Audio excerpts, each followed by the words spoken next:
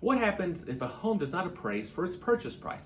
Hey, I'm Trey Dauby with the Dauby Team of Keller Capital Realty. And last year we saw homes appreciate almost 8%. Historically, we see homes raise in value around 2 to 4% per year. So 8% is a very, very strong number, which is being driven by extremely low inventory, not enough homes for sale, and low interest rates, which brings more buyers to the market. So you have more buyers, less homes, which is driving up home values.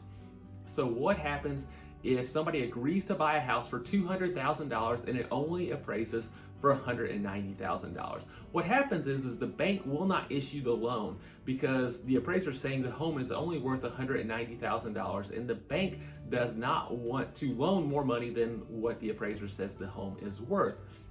So ultimately, in this situation, there's a few different things that can happen.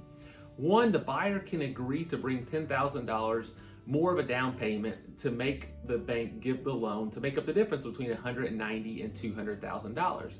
Or there's a negotiation where we maybe meet somewhere in the middle, or the seller can lower the price to $190,000. Obviously, a buyer typically doesn't have an extra $10,000 laying around, and a seller is usually not willing to, hey, I'm just going to drop the price $10,000 because that's a huge hit to them.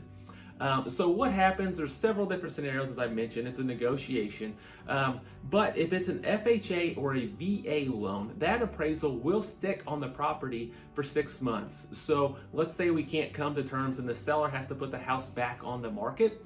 Well, if anybody else wants to buy the house, they can't use an FHA or a VA loan for 6 months because they're going to see that the home appraised for $190,000 and we're going to be back in the exact same situation.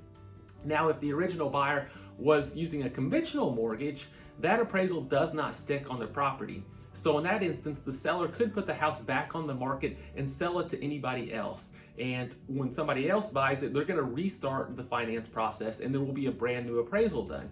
Or let's say in the conventional situation, the buyer says, I really want the house. I feel like the value is $200,000. What they could do is they could ask for another appraisal, or worst case scenario, they could switch lenders, which would then restart the finance process and there would be a new appraisal on it.